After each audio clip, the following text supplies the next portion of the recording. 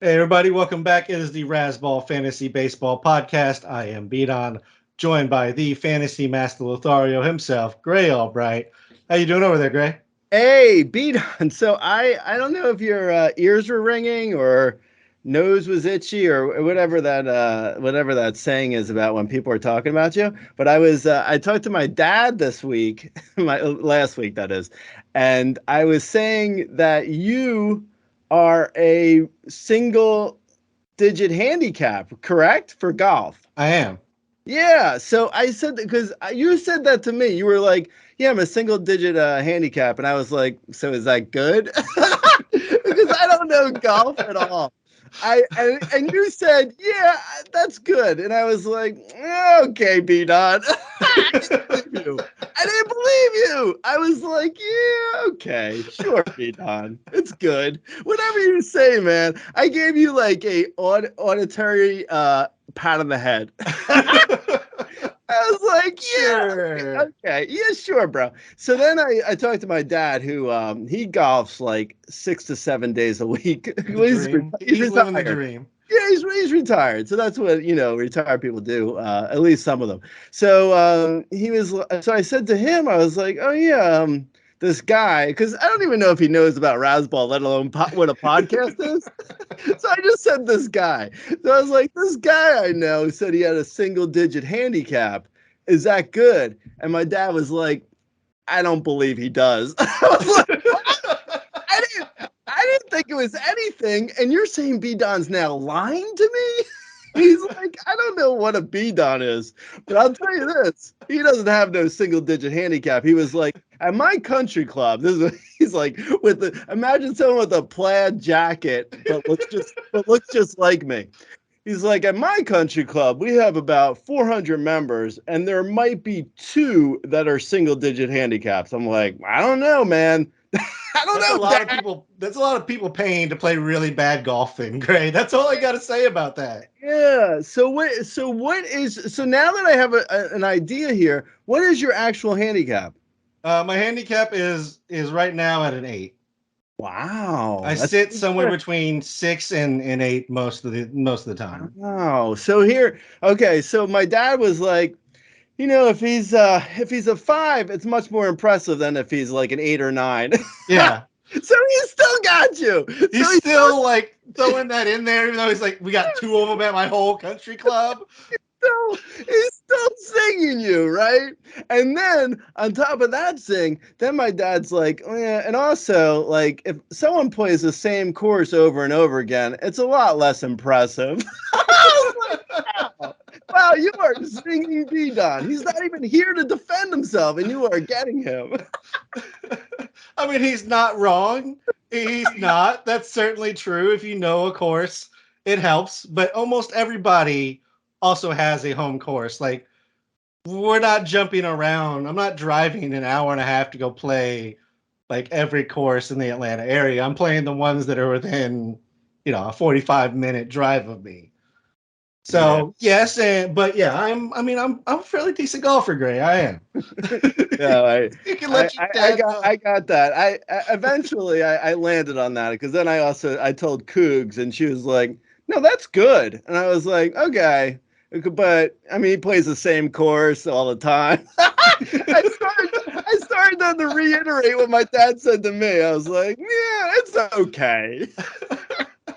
No, anyway, congratulations on your golf game. Okay, let's you know who doesn't have a very high par is George Kirby. No, he needs a few less strokes. I think he needs less swings. So actually, he needs to get better because he's swinging too much apparently. And by swinging, I mean not swinging a bat, but pitching the baseball. If you didn't hear, George Kirby was a little upset for being left in the game. I think he was just over 100 pitches, gave up a home run. I mean, let's just talk about this real quick, Ray. Yeah. Well, okay. So here's my thoughts. I said this kind of on the site on Monday, but my thoughts are basically like you can't like the one thing he really did wrong, and where you can really fault George Kirby is him saying it to the media. I don't necessarily think like, I don't love players saying like these trite quotes to the media like, well, I gave it my all. That's corny. So I mean, I appreciate that George Kirby was actually forthcoming in saying to the reporters what he was thinking, but you don't say that. That's the problem, I think. Like, that is really his biggest fault, was actually saying it. But in reality, I don't have any problem with what like he was feeling. Like, he should have taken it to the manager. He should have taken to Scott Service and been like, "Hey man, I don't think I can go out there for the 7th, to be honest, because I feel kind of gassed." Like, that's what he should have did. He should have took it to the manager. But I don't have a problem with him actually feeling gassed. I mean, that's good. Like, that a pitcher understands when they're gassed and they want to get taken out of the game. Like, it's better for the Mariners. It's better for George Kirby. It's better just for baseball. If a pitcher doesn't have it anymore, then say to someone, "Hey man, I don't got it. I want to get taken out of the game." That's fine. Like, I don't have a problem with that. He shouldn't have said anything to the media, though. That was probably that's his biggest fault, because you say that to the media, and then, as soon as you say that, it's like other teams, like, you're basically like, the biggest problem. Like, I don't think it's a problem for like fans to hear it. Like, whatever, if fans want to get upset with them, then get upset. The problem is, I think, for his opponents to hear it, and then they're like, well, our game plan is like George Kirby can't throw more than 90 pitches anymore, so we know how to game plan against the Mariners when Kirby's pitching. Like, that I feel like is the biggest problem for the Mariners and for this whole thing. It's like, you're giving the opponent too much information by saying you can't throw more than 90 pitches. But in reality, good for him that he wants to get taken out of the game when he's actually still pitching well, versus going out there and pitching poorly. Like, I don't, for fantasy perspective, I don't want my pitchers going out there and getting rocked in the last inning when they don't have their stuff anymore. Like, yeah, get taken out. Good. It's like, it's not his fault that for the last like 10 years of baseball, they've been moving towards, pitchers throwing less and less. Unfortunately, that's just how the game is played now. So it's like, don't get mad at George Kirby over the fact that he doesn't have the stamina to throw 120 pitches like they used to do 20, 30 years ago. It's just not how baseball is played anymore.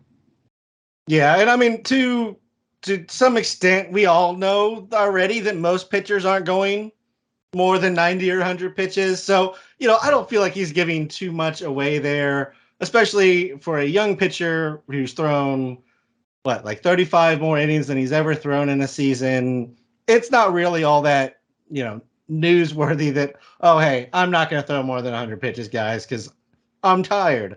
I mean, if I could, like, cut out the last 3 holes of my round when I'm drunk and it's been hot and I'm really not feeling it, that would be great for me in golf too. So I mean, I feel George Kirby. I would love to do that. I wish I could go to my manager and be like, hey, bring in a ringer for these last 2 holes. I've had like maybe a drink too many and it's like 100 heat index now. I'm just not feeling it anymore. Somebody else come in here. That would be fantastic. Regardless of that, great. I mean, Kirby's had a little bit of struggle here towards the end of the season. Just it's not quite as clean. I think he is kind of running against the what his limits are as far as the innings that he can pitch, this season. But let's talk about him for next season. There's only so much we can talk about for this season that's really going to help, our listeners win their leagues, unless we start getting into specifics about who they're starting or trades or whatever. But we can talk about where George Kirby is going to be kind of slotting in for us next year, because this was one of the guys that I liked in the preseason that actually worked out, unlike Jeff Springs and Hunter Brown and a number of other guys who just haven't been, but Jeff Springs was working out. Regardless, Kirby, 3.48 ERA, 105 WHIP, He's at 165 innings right now. He's got a 23% K rate, a 2.4% walk rate, Gray. Like, he has gotten the walks completely under control at the major league level. The strikeouts came down a little bit with it, but where are you thinking Kirby kind of slots in for next year? Well, I mean, I think the first thing I look at is like a guy who is able to command his pitches. So, I mean, Kirby does it better than anyone. The fact that he is so good with command, it's like the downside is just can't be that bad, which is fantastic. That's what I know. It's like it's kind of like rudimentary, but if you see a guy who's like barely walking anyone, it's not only that they're not walking people, but they're keeping the ball where they want it to go. And, you're able to hit the corners.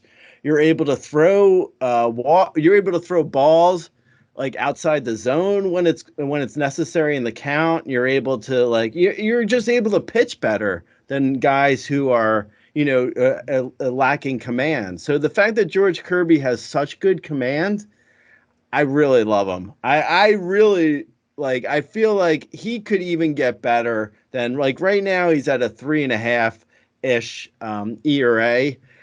I think he's in a great park too. Like him and Luis Castillo they could just battle for who is, and Logan Gilbert too. I mean, they're all great, really, but Kirby could potentially be the ace of that staff, and the ace of that staff is a really legitimate pitcher because they have some good arms.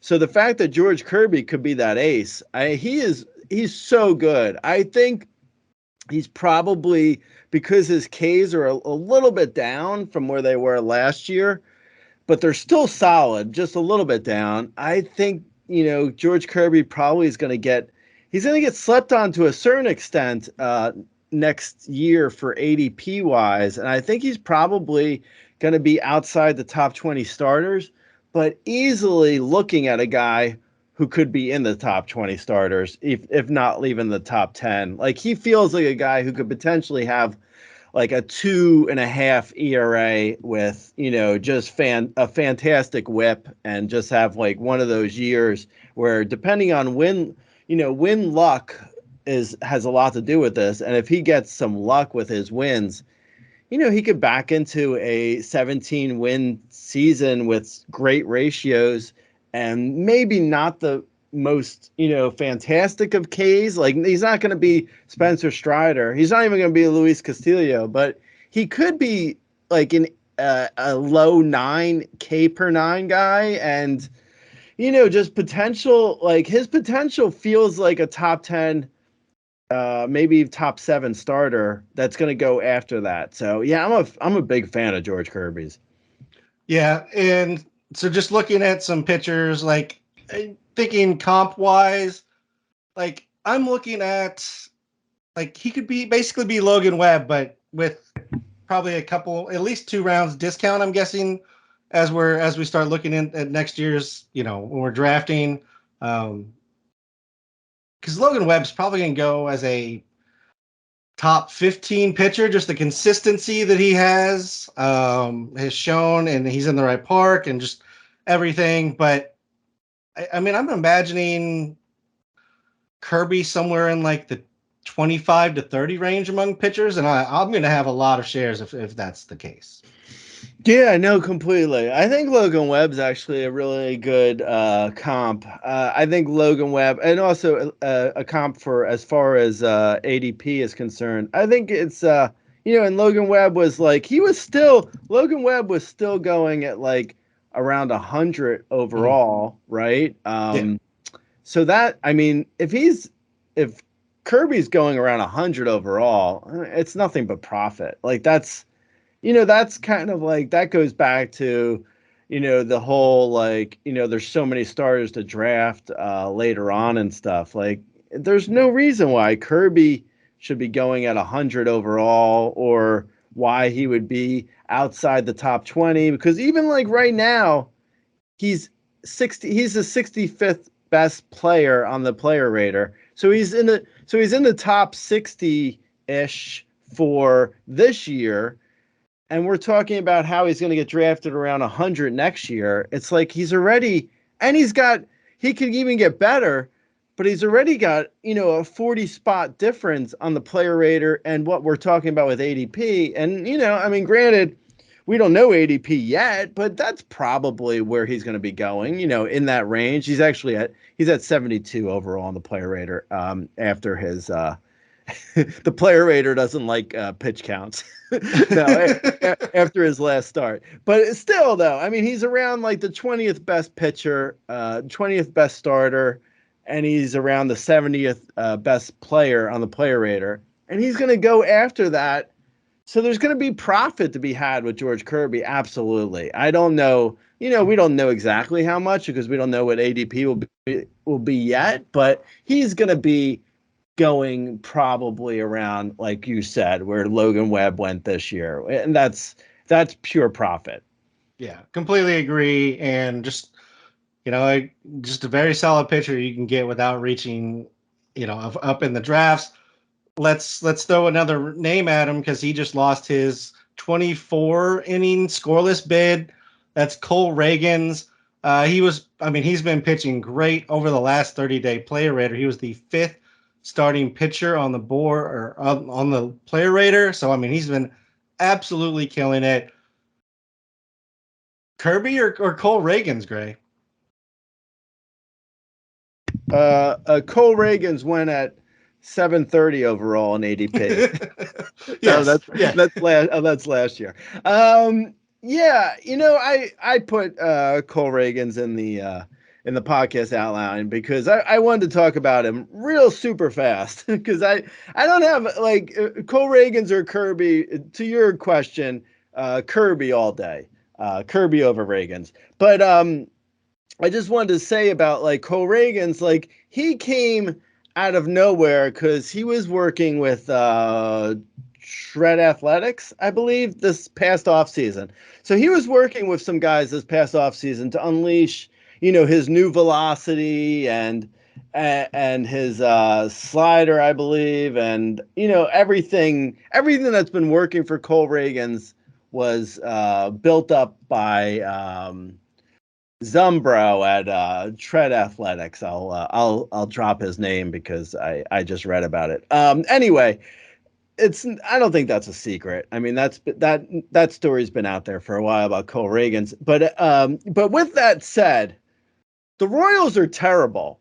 I feel like that's something that needs to be said. Like the Royals are not good. Like Cole Ragans had his better half unleashed because of work he did. This kind of reminds me of, I don't know if people remember, but last year, like Mitch Keller was saying that he was contacting Clay Holmes to find out like how he was throwing his sinker. I believe it was a sinker, but it was a story about how Mitch Keller was calling up Clay Holmes. So that shows you the Pirates are a mess. If a guy who is pitching for them is calling another pitcher and trying to figure out, like, he has no one to go to within his organization. So taking this back to Cole Ragans, Ragans lost something on Sunday. Now, it was only one start. I don't want to blow it out of proportion because it was one start, but he lost his mechanics on Sunday. And there's no one in the Royals organization that can help him. Now, I'm assuming he's calling up his guy over at Tread Athletics, and he's like, I need help. That's obvious, like, after Sunday's game. So I'm guessing he's going to get that help. But that's the kind of thing where it's like, if he can't, like, get that help in a way where, like, the coaches on the Royals can't help him, that's troublesome. Like I'm a little bit concerned, like not fully, like guys, or pitchers are able to pitch even if their coaches aren't necessarily the best. But look at like Garrett Cole when he was on the Pirates. The Pirates didn't know what to do with him. They were saying he should like throw to contact. Garrett Cole throw to contact. I mean, it's just the most ludicrous thing. They haven't been able to unleash Mitch Keller's really, like, they haven't really been able to unleash Mitch Keller to the point where we thought we were going to see it. I mean, he's gotten better for sure, But going back to Cole Ragans and the Royals, like the Royals are not good. So Cole Ragans is sort of on his own to fix whatever problems like arise during the season. Now this is just for the like next 2 weeks. He could be fine, but I'm saying like when we're looking at him next year and going into like 2024, when you're looking at Cole Ragans, you have to keep in mind that if he goes sideways in April, he may not be able to come back to like good Cole Ragans immediately. It could take some trial and error because he does really like lose his mechanics out of nowhere, like he did on Sunday. Like he lost his mechanics to the point where it looked like he had like a case of the yips. Like he didn't know where the ball was going. He threw multiple wild pitches. It looked so bad.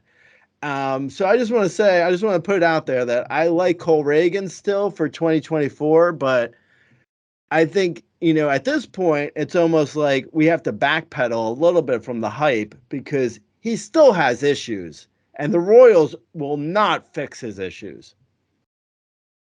Yeah, I suppose. I mean, I think the velocity gains certainly are part of what he's doing in the offseason. I think maybe saying that the Royals have nobody in an entire professional baseball organization that can help a pitcher may be slightly excessive. I mean, I'm gonna say, like the Pirates definitely try to put, square peg into a round hole with Mitch Keller, like throw down in the zone, don't throw your fastball up. Like Brady Singer is probably like Zach Greinke, what can you tell me? Because everything the coaches are telling me is bad.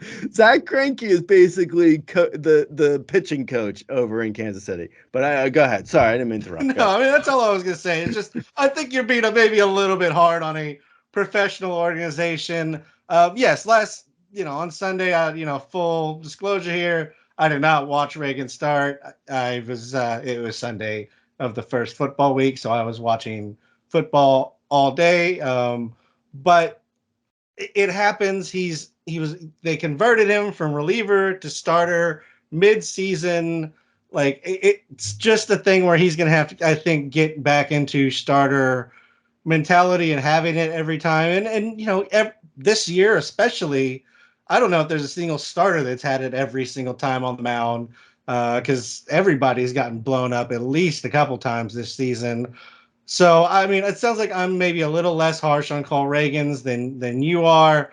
I agree that I'm taking Kirby over him, but I think it's probably closer for me. It sounds like than it's gonna be for you. Like I'm probably looking at him.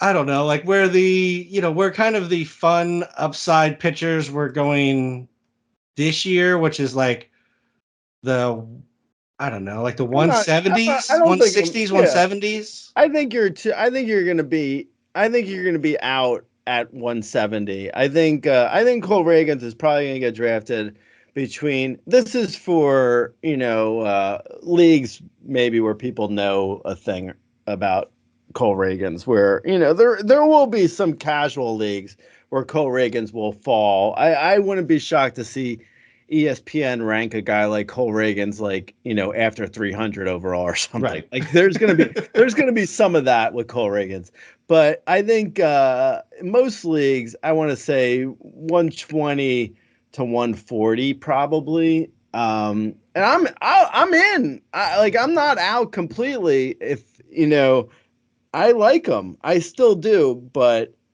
not at George Kirby's level.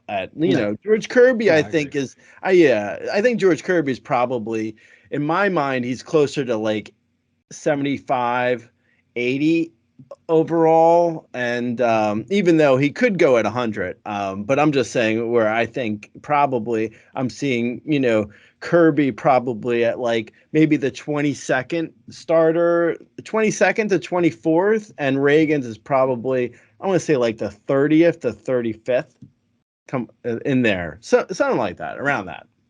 Yeah, I think we'll see what ADP looks like when it comes around. Also, that is dependent on Cole Reagan's looking better in his next start. If he goes out and throws another, the rest of the way. If he goes out and he has another, 5+ walk start, Yeah, it's not good, but hopefully not. Okay, anyway.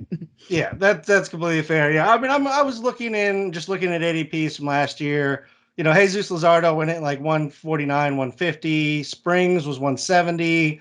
Dustin May was 170. Rasmussen 177. God, there's so many good pitchers. Singa 184. Like crazy. Brady I Singer was How do 197. you hear these pitchers? Now, granted, like Springs had, the bad luck of needing like surgery. There was some issues in those guys you mentioned, but how do you hear those pitchers and think I have to take a pitcher in the top 30? I need Corbin Burns in the first round. It doesn't. I know. Like, how do you like? And Burns hasn't been awful. Sandy Alcantara second round. Yeah, I mean, how do you? That's the one. Yeah, I mean, it's like, how do you hear that? And it's like, there's so many pitchers. Sure, Rasmussen and Springs had some bad luck because, of injuries. But, injuries aside, they were obvious top starters as long as they stayed healthy. I mean, it was obvious. And they only got injured. It was like, a fluky thing. Like, no one saw Springs as being injury prone coming into the year. Yeah, it was maybe an innings limitation thing, but not like an injury risk. Yeah. It wasn't necessarily top of mind, certainly. And the Rays had all sorts of bad luck in that department with their pitchers. So hopefully, the Rays pitching staff will stay intact a little bit more next year. Let's move over to something a little bit more optimistic and upbeat here, Gray. Let's talk about Jasson Dominguez torn UCL. Yeah, that's 9 games. That's fun. He had 4 home runs and a stolen base. He was absolutely killing it. He was making me look like an idiot because I said that I thought, there was some prospects still out there that would go ahead of him. And you said I was an idiot and it was looking like that. And now, not so much. Now who's the idiot?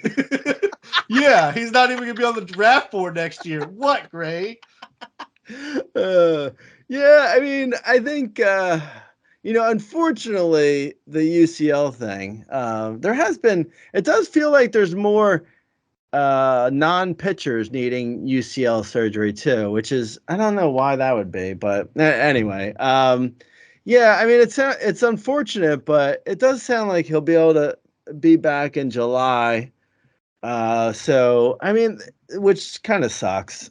I mean, honestly, it does suck, obviously, but he's still so young. I think he's still 20, maybe. I don't know. I mean, he's still gonna have a great career. I'm bummed that it's like, we're not gonna be able to see him until probably All-Star break in next year. But yeah, I mean, it's fine. At least we know. I prefer he has the surgery now, like he is, versus what Ohtani's doing. Which I mean, I honestly don't know what Ohtani is doing other than potentially waiting until he has, he signs the contract and then has the surgery, because it's so weird that he hasn't gone and done this. But Dominguez, especially with Ohtani, especially since he has the oblique injury. So it's not even like he hasn't even been playing and he's still waiting on the surgery. I don't know. But yeah, it's good that Dominguez is at least having the surgery. Unlike some of these knuckleheads like Felix Bautista saying, he wants to see what rehab can do. It's like, you throwing 100 miles per hour. You can't rehab a torn UCL, man. Like, just so bad. It's so dumb. It's such a waste, like, of a critical time in a guy's career. Like, Bautista's not going to be able to come back for, he's not going to be able to come back until next, 2025 as it is. Hopefully he's ready for spring of 2025. If he waits much longer, it starts to lose part of 2025 too. Yeah, I mean, I will say I think there's something to rehab, just because the surgery option it's a big choice. I mean, if these guys weren't professional athletes, which it's apples to oranges here, but like, if they're not a professional athlete, they're like, yeah, I'm definitely going to rehab. I'm not going to go in and have surgery. unless I absolutely need to. I understand why they don't want to have surgery. Ohtani, I think it's strictly like he doesn't want to have his second one before he gets his contract signed, and then have that conversation with his new organization. See what they want to do. Because the second one, I mean, it's almost a kiss of death for him ever coming back to the mound. At least I think as a starter, maybe he can move to the bullpen at that point. But I just don't necessarily see him wanting to get a second surgery. So I get it more on his, I think, than maybe Felix. But again, it's a big decision. I mean, the torn UCL, we saw it with like Bryce Harper this year. It it kind of sapped the power from Harper. So even though Dominguez is young, I'm gonna try and tamper expectations as we're expecting him to come back next year. Oh, And absolutely. I think, yeah, if for fantasy for Dominguez, I'm gonna basically be out at draft season. Like, I if I would pick him up if he was on waivers in July and he came back in July. Like that goes without saying. Like absolutely would pick him up. But drafting that, even in like a draft and hold, I mean, I guess it depends if he's going crazy late, but it would have to be like after 400 overall or so, or after 300 at least. I mean, he would have to be going so late where it'd be like, well, I have my whole team already filled.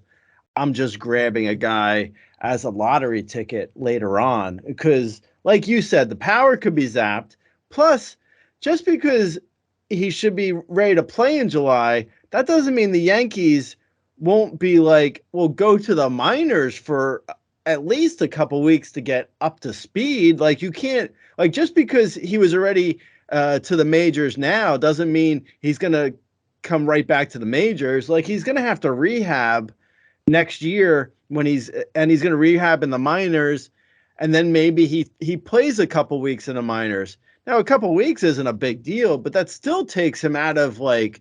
Then he's coming back in August, so you're drafting someone in March for potentially for August and September. It's not. It's really in like at least in like redraft leagues. In keepers, you have to sort of play you play it depending on how your league goes with like how long you can keep a guy, and there's other factors that are at play there. But in a redraft league, I'm really not interested in Dominguez outside of like a super late stash in a AL only or maybe a draft and hold, and that would be super late and or inexpensive in like a in an auction or something. yeah, you throw him out for $1 and see if he makes it through your round, Right. and instead of stick him in your IR spot, you go grab somebody else. Yeah, I can completely see you doing that in an AL. And then it's also the Yankees. They had a disappointing season. They could just go out and sign three people, and he could be in a logjam. Come Absolutely. back. Yeah, no, completely. I was gonna say that too. Like I fully expect the Yankees to overpay for a guy like Jorge Solar or someone like that. And if the Yankees are doing well, and their intention is to do well every year, so if they're doing well in July, they may not need Dominguez immediately, so they may slow play him before getting him back up to the majors. So yeah, there's a lot of unknowns here for a guy as young as him going to have the surgery. So I mean I still like him in the long term, but 2024 you may only see him for like maybe 6 weeks or something. Yeah, and they will still have Stanton because he's got, I think, 5 more years left on his contract or 4 more years. So they can't just bring him back and DH him either. That's not an option. My God, man. Oh my God. Some of these contracts. I mean, I gotta say, Oh, we'll get to the Angels here in a little bit. oh yeah, I know. I know. I saw. But Giancarlo, man. I mean, I was the biggest Giancarlo fan, but man, he got old. Oh man, he He got did. All those injuries just start adding up, and he's just such a massive human being to begin with. It's a lot yeah, to put on him. Uh, let yeah. let's go over to some actual positive news, Gray. Jordan Lawlar was called up by Arizona, one of the top prospects in the game. I'd say he's probably consensus at least top 20, if not top 10 by most dynasty prospect guys. Double A this year in 89 games. He had 15 home runs, 33 stolen bases. He had 263, 366, 474. He had a 21.7% K rate, an 11.5% walk rate. He only had 16 games in AAA, but he had 5 home runs and 3 stolen bases and hit 358 in those games. Must add across all leagues, Greg. Yeah, to take away from the good news of him getting called up, he then was in an at-bat this weekend. He got hit on the hand, and he has been sitting for the last couple days. So there is that. He has a hand injury, but I think it's minor. Anyway, with that said, yeah, he's a pickup. I think he's between him and he I was saying Dominguez could be the top rookie off the board next year, but Lawlar is definitely he's in the conversation for potentially the top rookie off the board too. If he, like he's basically on, the Diamondbacks and he's like the second coming of Corbin Carroll, probably maybe a little less speed because Corbin Carroll's just so insanely fast. But Lawlar is really, I mean, he's got power. He makes great contact. He's also going to be really good. I'm excited on a personal level because I have him in a keeper league for like $1, and I can keep him forever. I think the price gets inflated. But anyway, my league aside, yeah, Lawlar's going to be great. Will it be Lawlar as the first rookie off of the board? Could be now. I don't know. I mean, it's potentially that is the case. There's a lot of guys though, with guys who we've discussed in the past weeks, and who guys that we're about to discuss even after Lawlar. There's going to be quite a few young rookie potentials like for drafting, even in redraft leagues. So it's an exciting time with guys who are really dynamic. Like and Lawlar is one of those with like the power and speed and hit tool. He looks like an absolute superstar. Like it doesn't he looks like a can't miss guy. Next year we'll see what happens. I wouldn't be shocked to see him put up a 20, 30 to 60 season, though. That doesn't sound out of the realm of possibility, and that's a really good year from any shortstop, let alone a rookie. Yeah, absolutely. He's definitely going to be one of the first rookies off the board. I absolutely love Jordan Lawlar, so he's going to be great.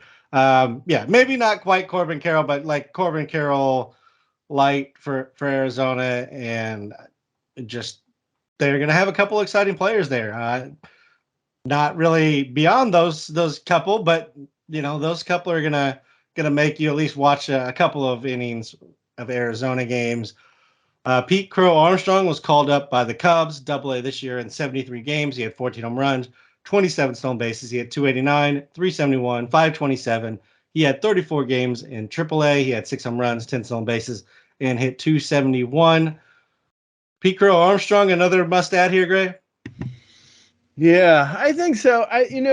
With him, like I would add him in every league. So, take what I'm about to say with a grain of salt, but he is, I think, getting platooned for this year at least. I don't see a direct avenue for him to get every day at bats. He could, and if he does, you're going to want to have him on your team because, like you said, I mean, he's another guy who's got like great power, great speed.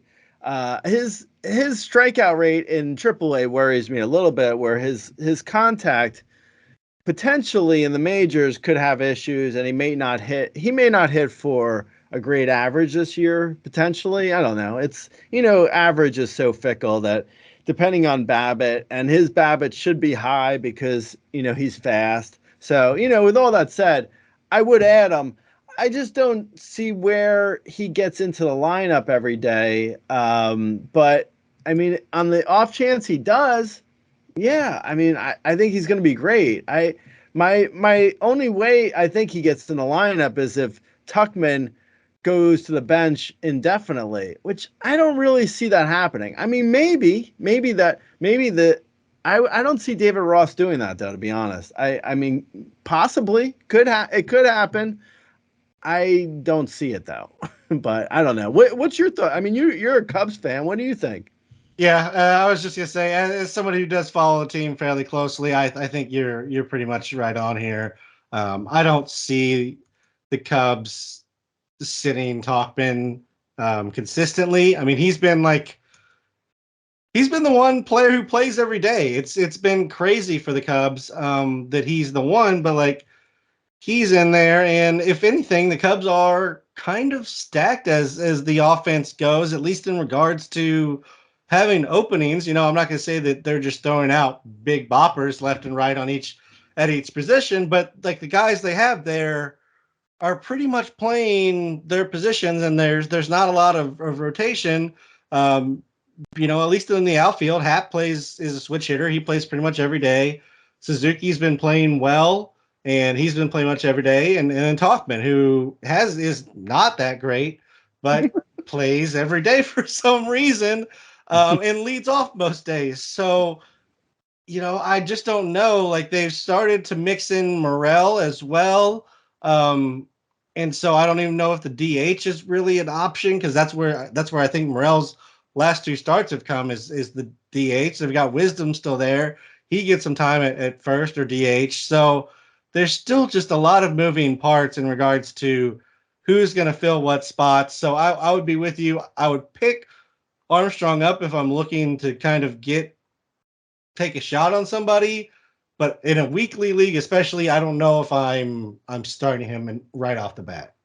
Yeah, yeah. I mean, in fairness to David Ross, who I think is a moron, but I think it's really hard to look at the Cubs lineup and be like, oh, this guy should be benched like indefinitely. Like, I mean, I don't think Madrigal needs to play, but they do have like Wisdom and Morel, like you said, and Madrigal. But that's even, I mean, that's, third base anyway. So that doesn't really help.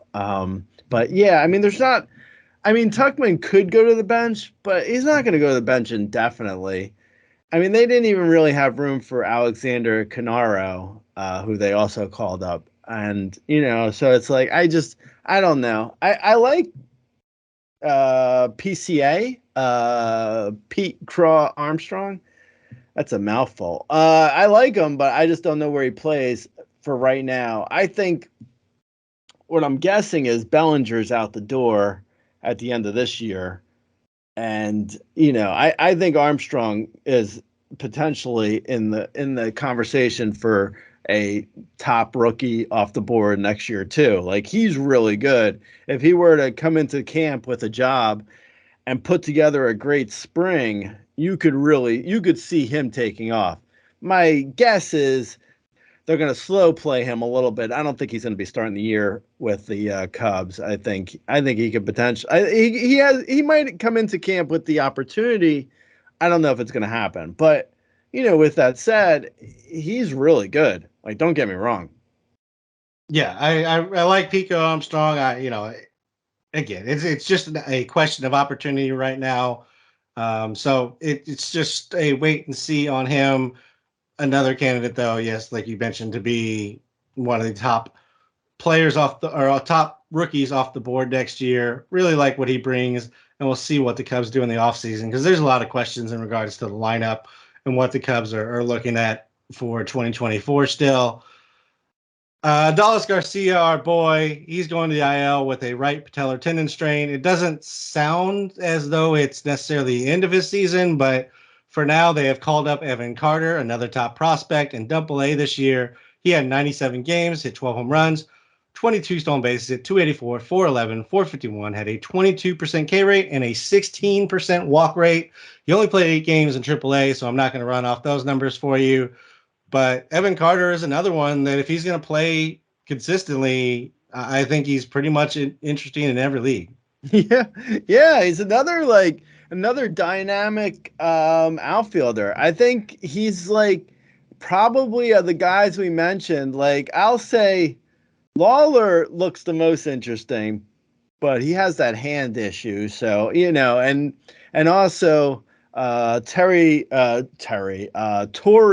Lavolo, the Diamondbacks manager, was talking about platooning Lawlar. So I don't know what the Lawlar situation is for playing time. Pete Crow-Armstrong, we just talked about his playing time. Evan Carter actually might have the best chance for playing time for right now. And he also has, potentially, he has a great lineup, potentially a good park, depending on where the Rangers are this week. Evan Carter looks great. I mean, he's got power and he's got speed.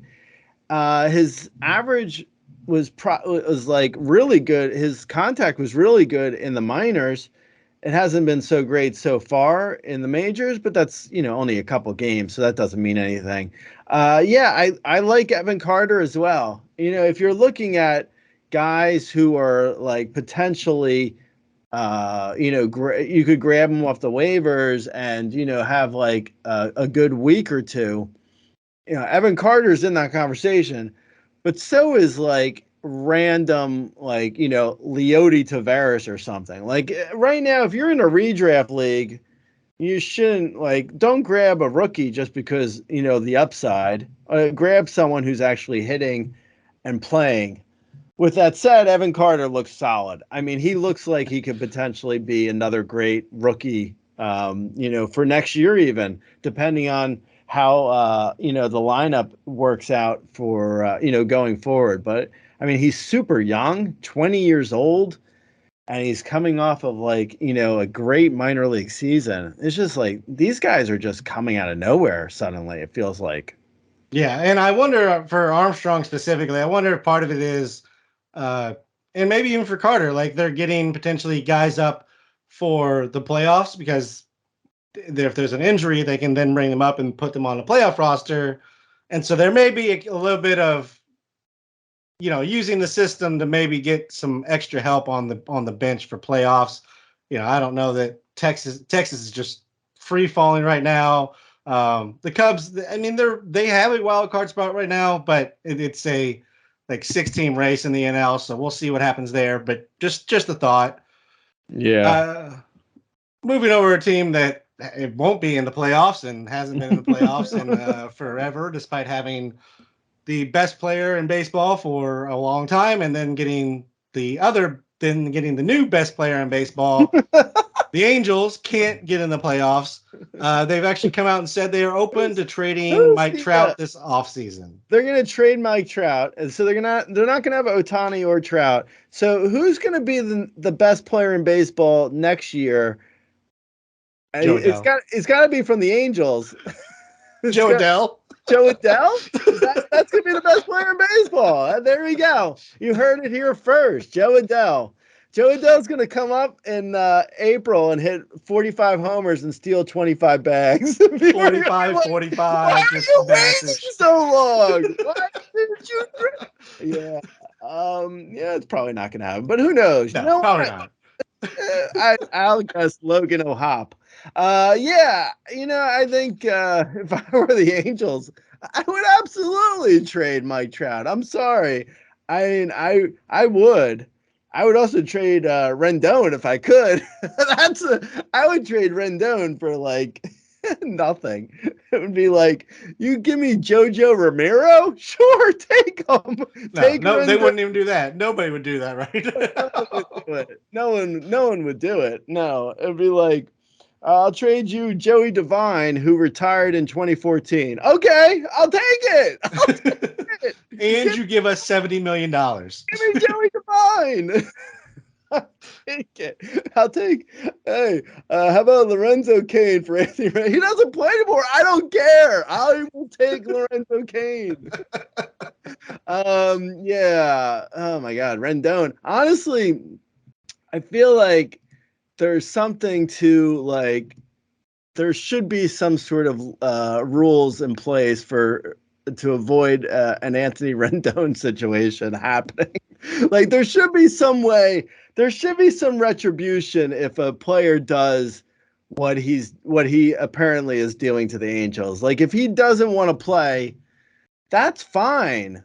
But you can't keep just not playing and getting paid because it's so obvious he has no interest in playing baseball. He was day to day with a knee injury in July, and he hasn't played all year. Like he's gone basically.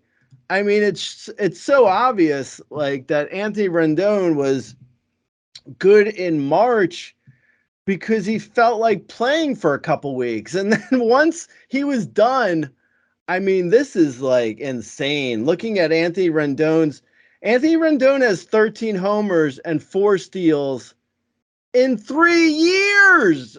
That's 3 years of stats. 13 homers and 4 steals. That is like obnoxious. Like that, honestly, like I'm all for like I am not trying to put money back in Artie Moreno's pocket, but I feel like there should be something against like what Anthony Rendon is doing. Like that is like that's just wrong for like not, I don't even really care about the Artie Moreno thing, like him recouping money, but it's wrong for the fans. Like it's wrong for the Angels. It's just really screwed up. I'm kind of shocked of how awful he's an awful person. I wish now that people see why I was rooting for that A's fan to beat up Anthony Rendon, like he's really not a good person. Mike Trout, I think, is actually a good person, but he can't stay on the field, and the Angels are going to be playing for nothing. So if I were the Angels, I would trade Mike Trout. But, who knows with that? I don't know. I guess we'll see what happens. Yeah, it's like a reverse Rusney Castillo situation. Like the Red Sox wouldn't let Rusney Castillo step on the field because he would get paid too much. The Angels pay Rendon a whole lot, and he doesn't want to step on the field at all. It kind of honestly, I'm not comparing the people because, I think the name I'm going to throw, people are going to get angry about it. David Wright, like I think David Wright wanted to play, he just couldn't stay on the field towards the end of his career. But that's what it feels like. Like David Wright got paid for like the last like 5 years of his contract and did nothing. He didn't even play. Yeah. But I think he even gave up like his last year. He's like, look, I'm not even going to try and pretend like I can play baseball anymore. Like, no, I know David Wright's like similar to Strasburg, where they just can't physically play. And, for that, I say, give them all their money. You can't fault a guy if he honestly can't physically play. But Rendon just doesn't want to play. I mean, he just literally does not want to play baseball. Like he doesn't want to talk to the media. He doesn't want to do anything. He has no interest in anything that goes on with the Angels. It sucks. I mean, it's really kind of messed up, to be honest. It is.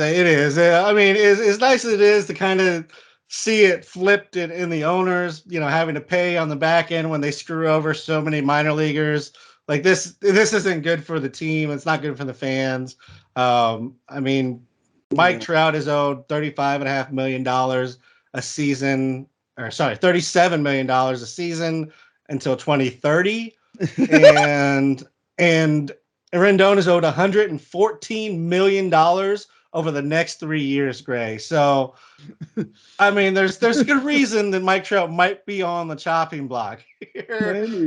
Maybe. So that's I'm doing the math real quick. So that's like it's like 200 million in the next 3 years going to Trout and Rendon. for just them, just those two, I think. Maybe, it's over 200 million for the next 3 years between them. It's 114 for Rendon, and I believe it'd be 121. Oh, 121. Okay, yeah. I can't. I'm whatever. Regardless, it's a lot of money for two guys. Yeah, it's a lot. And both of them on the wrong side of 30. Rendon not even trying to get on the field. Yeah. So unless they're eating like $100 million of that, I don't see Rendon going anywhere except for the bench in IL consistently. That was the football season sneaking in here. If anyone has like if anyone says like March when Rendon is hitting well in spring training, and I get a comment that says, "What do you think of Anthony Rendon?" I'm gonna IP block that person. So just so they know, if you're listening right now, and you ask me about Anthony Rendon, it may be your last comment ever on Razzball. I'm just clicking this. I'm cutting this piece right here, and I will put it up wherever anybody says Anthony Rendon next year, because I swear it still happens. It happened this year. It happened in our writers chat. People were like, Anthony Rendon looks like good value. I'm like, come on, guys, really? We're gonna go down this rabbit hole again? Good value. Like That how is, many and times? I honestly like.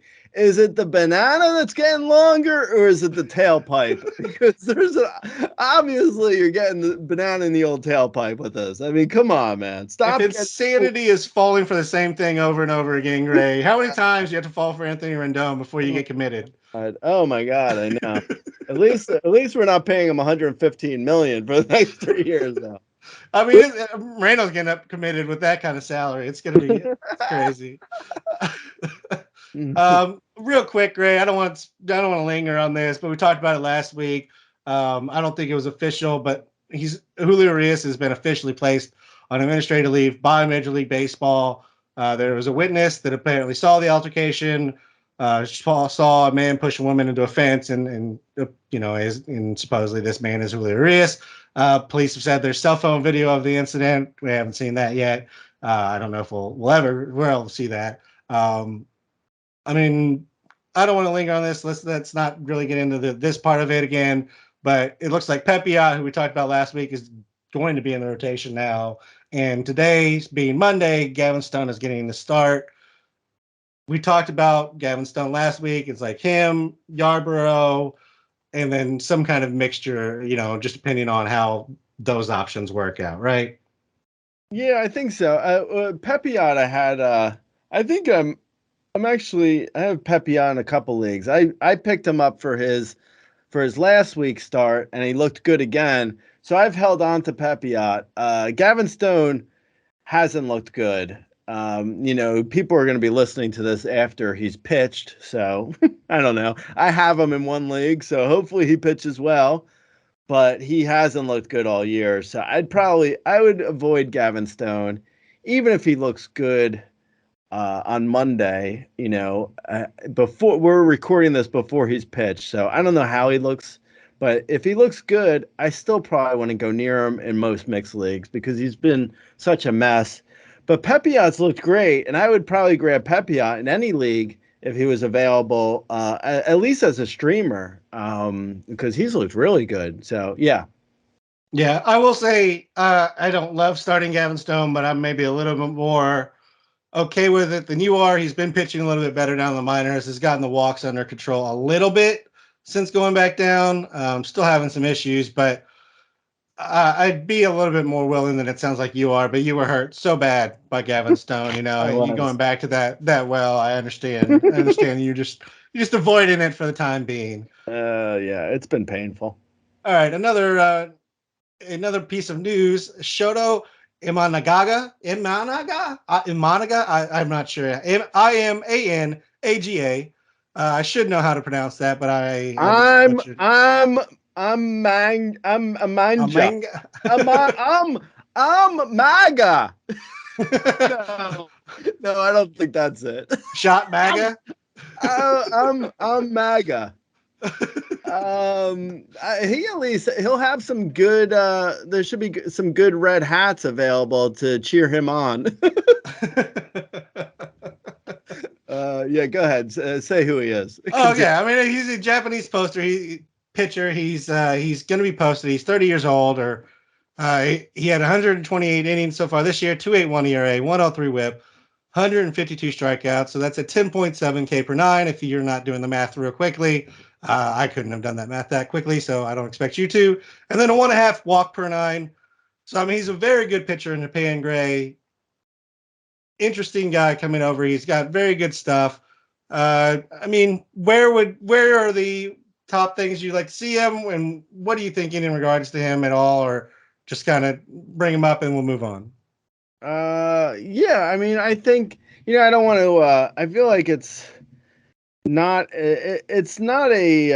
I've said this before, but it's not really like an accurate thing. It's not accurate to say like every Japanese starter has great command, but it does feel that way a little bit.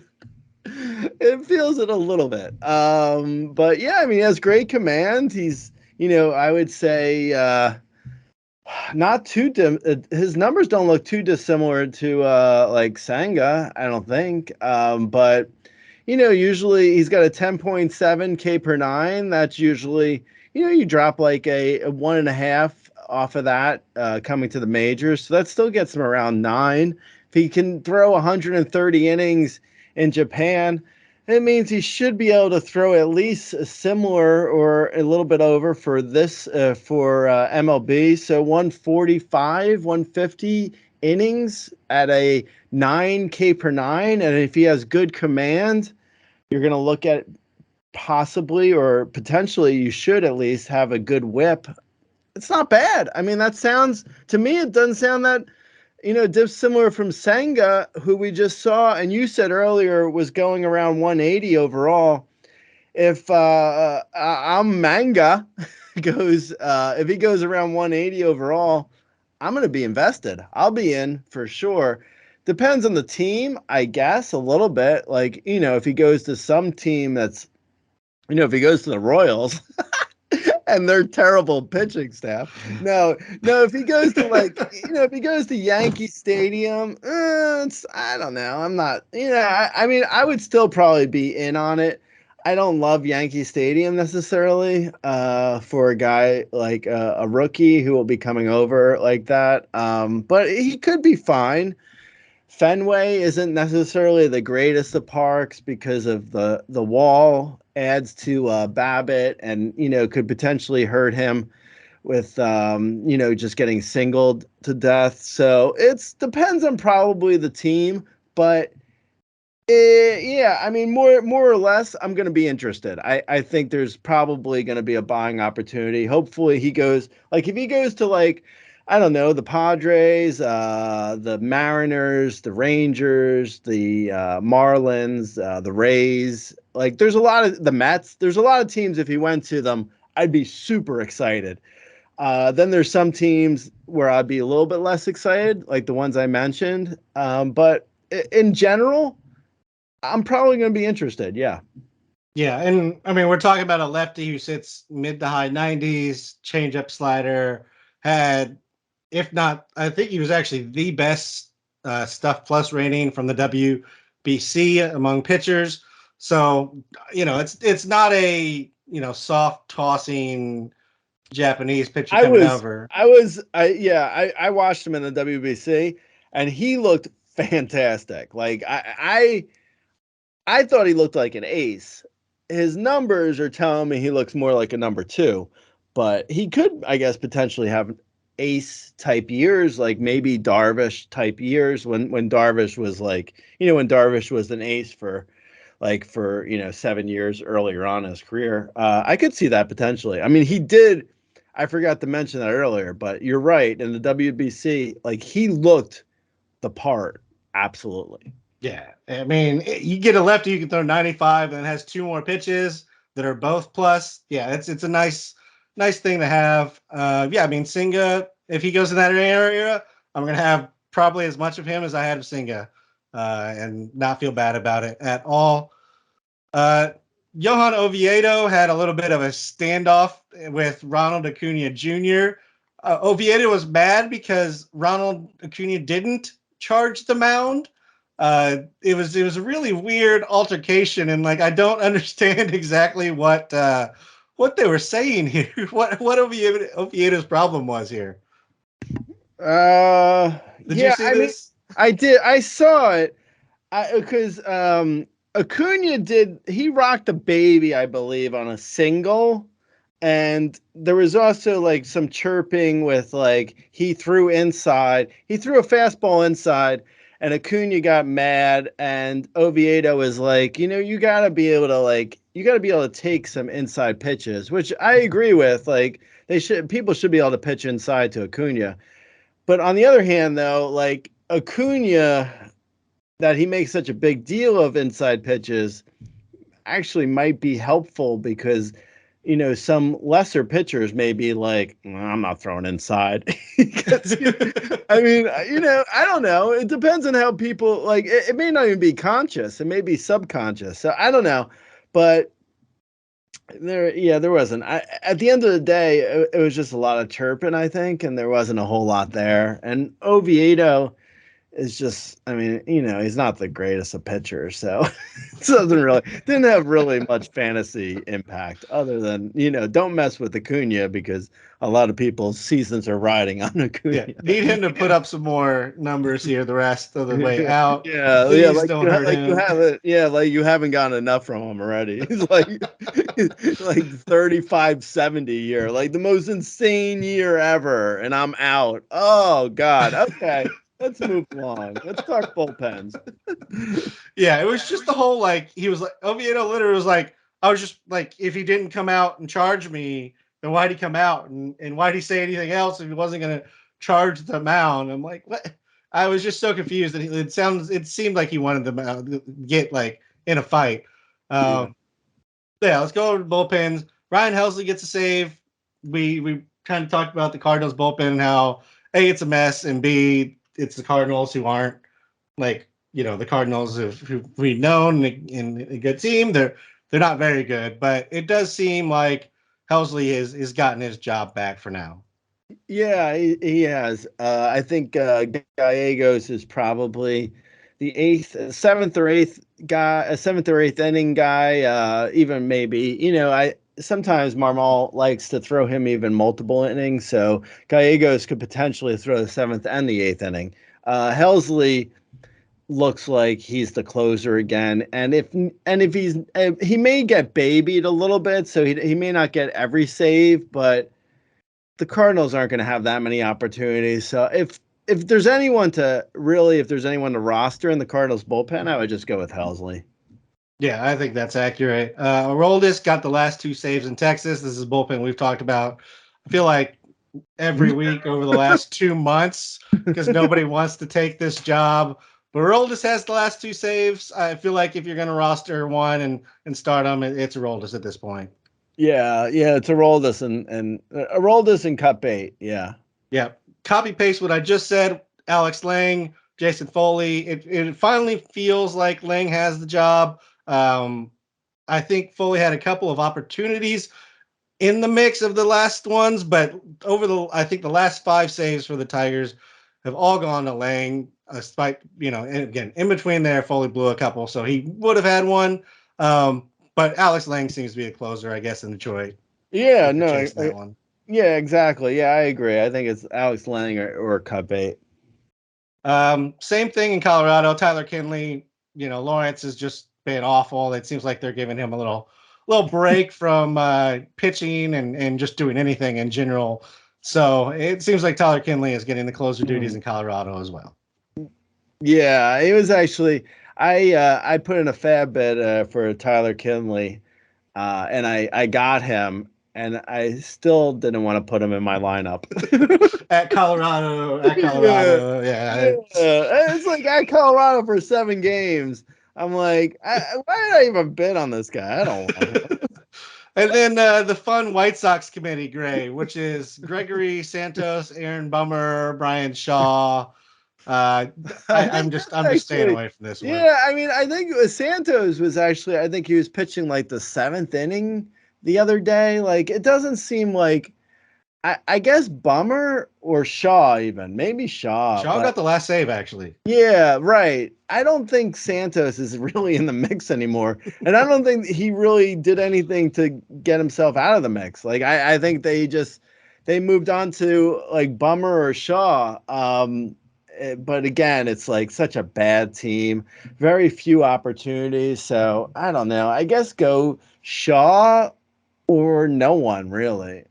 Yeah, it's just an ugly situation. If you're in that desperate situation, you could pick up Shaw or Bummer, but yeah, it's really not one that I expect to yield a whole lot of results the rest of the season.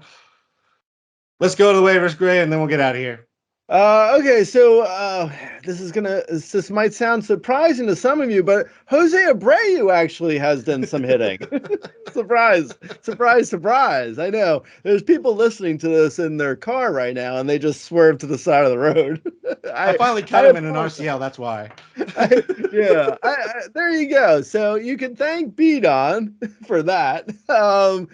Edward Alvarez, another guy. Hey, sleeper, former sleeper, Edward Alvarez.